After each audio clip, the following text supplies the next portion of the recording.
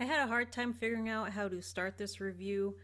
I want to dive right into this movie, but in my opinion, it's almost impossible to talk about without spoiling it. It's a very simple premise, but of course, there's way more to it. I went into it with very little knowledge, which I think is the best way to view it. I had no expectations.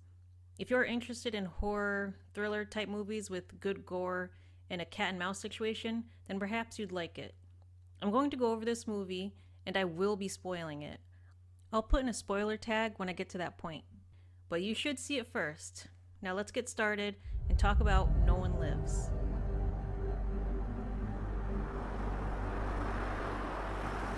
No One Lives stars Luke Evans as Driver, Adelaide Clemens as Emma, Laura Ramsey as Betty, Derek Magyar as Flynn, Lee Tergesen as Haig, which I don't know if I'm saying that name right, but I think it's Haig.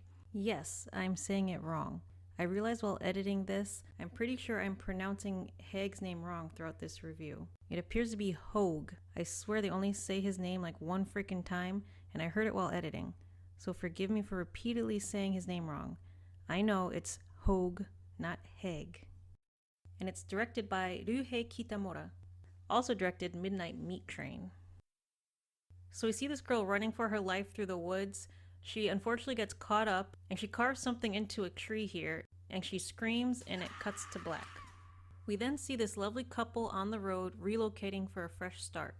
They stop at a motel for the night to rest, and then on TV there's a news segment regarding the girl we saw earlier in the woods. Apparently her name is Emma and she's been missing for several months. Betty comments about how clever it was for this girl Emma to carve her name into the tree to show she is alive. She also notes that she wouldn't have thought to do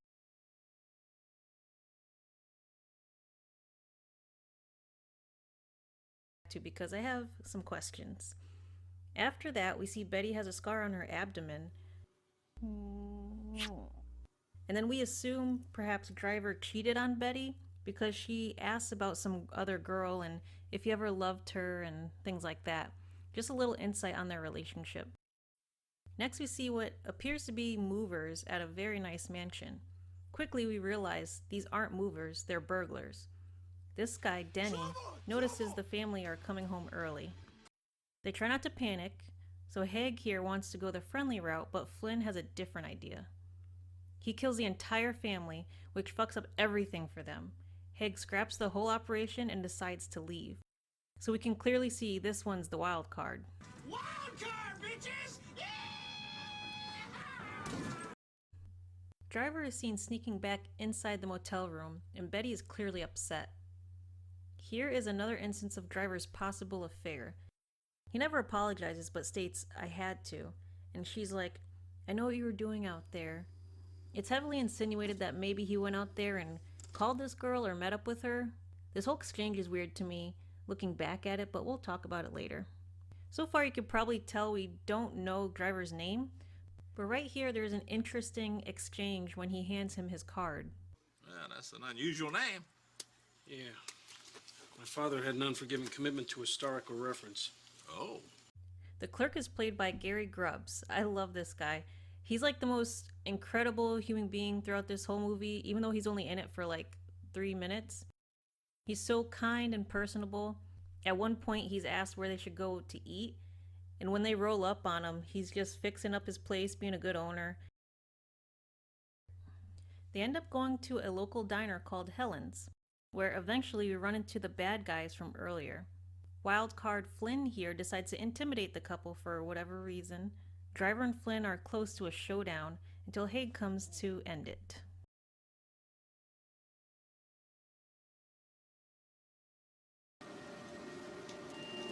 Are you sure about that? On the way back, Flynn purposefully causes the couple to have an accident, takes them back to a cabin to share the loot with the rest of his gang. Haig is not happy about this. In fact, it seems like everyone in this group cannot stand him. He majorly fucked up earlier. They find him. Did he all of a sudden go psycho today? I guess Flynn's reasoning is that they are, quote, uppity rich motherfuckers who must have some money. What gave it away, the 5x7 gold-plated trailer? So in order to make up for this lost job, He will torture them into providing bank numbers, money, etc. So the couple is tied up with this big dude here, Ethan, and he's just standing around being evil and menacing. Flynn is searching through Driver's car. So I'm gonna have to stop here. Again, if you haven't seen it, go see it. Here's where the movie takes a fascinating turn. Right now, all spoilers ahead. You've been warned. Come back and let me know what you thought about it. As Flynn is looking through the couple's car, he discovers their tiny little secret. Surprise, motherfucker. So yeah, the girl from the beginning of the movie, that's her. That's Emma. While they're trying to get her to come back to the cabin with them, we check back in with the couple. For some odd reason, which I still don't know why, Betty resigns herself to die. It's been an experience. It's been an experience? What? What does that mean? So she somehow gently yet firmly enough smashes her neck onto the knife this guy is holding and kills herself. Driver is extremely distraught about this. He escapes his handcuffs and goes John Wick on the guy. Can handcuffs go through someone's mouth like that? Earlier with the Emma reveal, it raised some eyebrows, and now with this scene, it's like a complete 180 on the supposed bad guys. I loved this because I was legitimately like, what the fuck is going on? I was intrigued to see how this all turns out. Back at the cabin, they're questioning Emma about how she got there, what's going on, things like that. She's very vague and basically tells them if Driver, who she states has no name, is still alive, then they're all fucked. One of the girls recognized Emma and shows everyone a report about her abduction. What's your name? Is her bathroom a closet? Her family is willing to pay millions for her return, so of course Flynn sees dollar signs. These two go and try to check on Ethan. They enter into a bloodbath and discover Betty's body. They tell the rest of the group what they found, and now it's on. They take his body inside, and this scene is so awesome. I really hope I can show it here. It's so gruesome and fucked up. I love it. After taking a dip in the swamp, Driver starts home aloneing the place, but on the outside. Can we stop and take a look at this setup? How the hell is this the trailer? He's standing upright, it seems, and all this equipment is here. It's ridiculous. Hay gets caught, and Denny gets messed up. They realize they got to get out of there. They try to get information from Emma, but she is in full survival mode at this point. Solar plexus, instep, nose, point! Glad to see I'm not the only one that appreciated the Miscongeniality talent show. She concludes that her best way of escaping is to let Driver pick them off one by one. Unfortunately, Haig gets reduced to a literal sack of meat, and the group gets desperate. They eventually make their way out with an old car that's been broken down for a year. Maybe Denny's face gave it enough grease to get it going.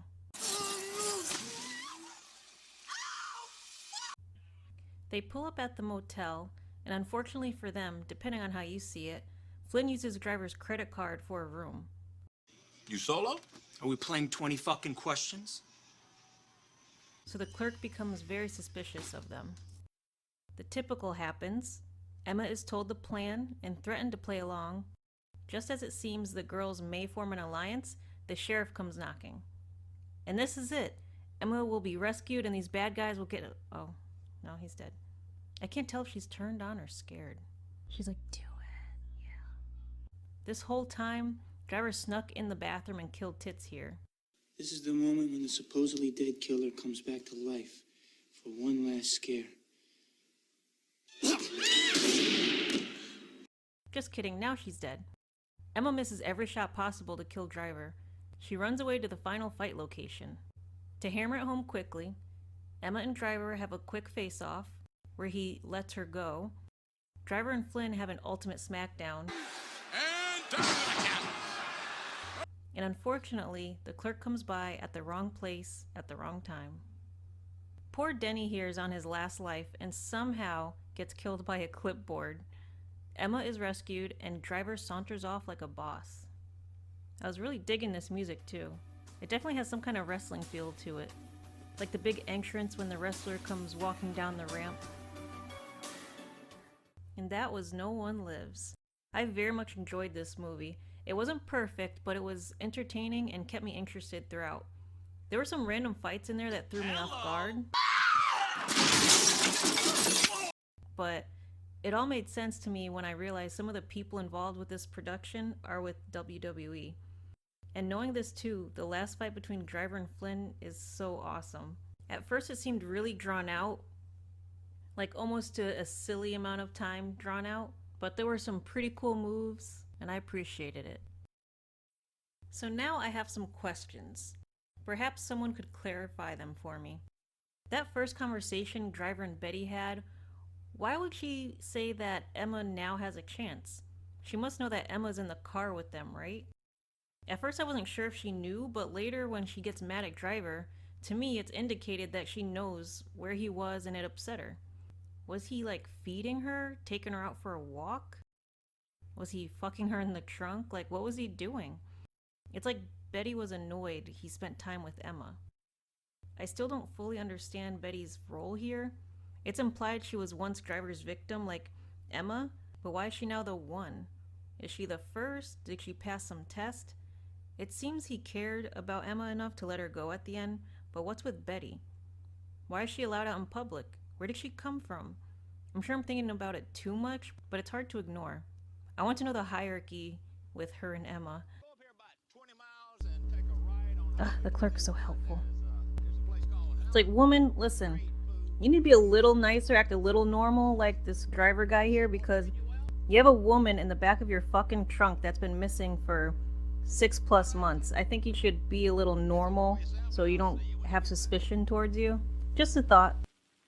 Maybe he wanted to create a harem of victims. There were a couple of flashbacks I forgot to mention showing Emma during her kidnapping. It seems Driver played some mind tricks on her, perhaps to create some Stockholm syndrome or reliance on him. He also definitely has some sort of life philosophy. He speaks about it while torturing Haig. I love the mystery behind Driver, but I also want to know more. Why did Betty kill herself? I'm sure she would have known that Driver could handle these assholes by himself. They probably wouldn't have reported Emma's existence because they're also bad guys.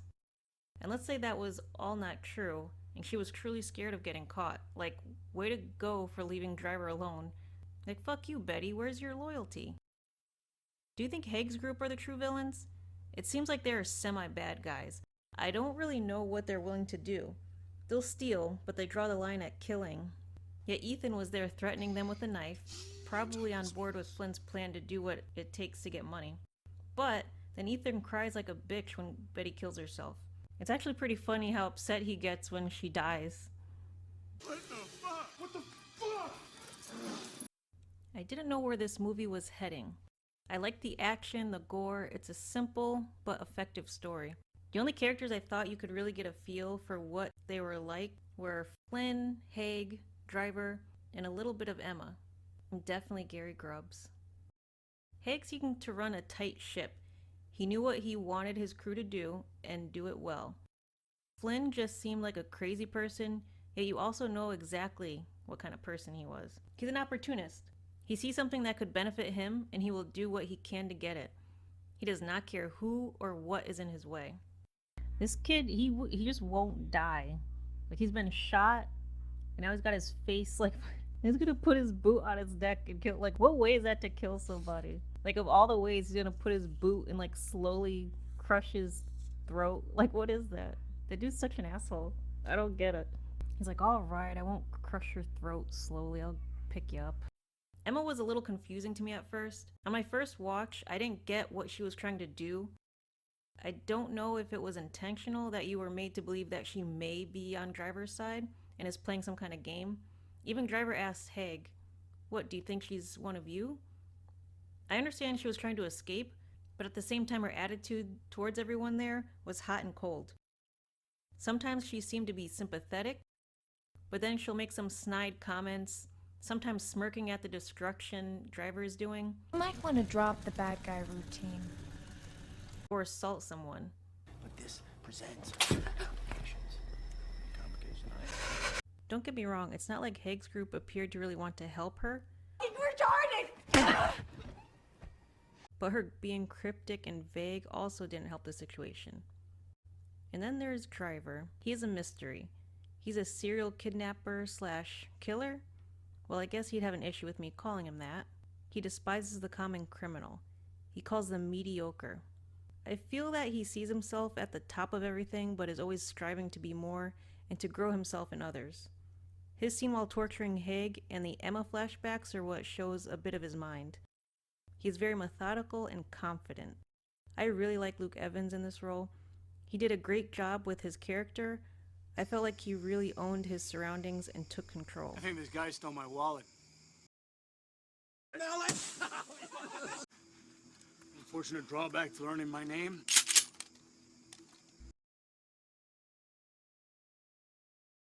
Oh, thought I was gonna say no one lives. Oh, I did! Shit. How do you kill someone with a clipboard like that?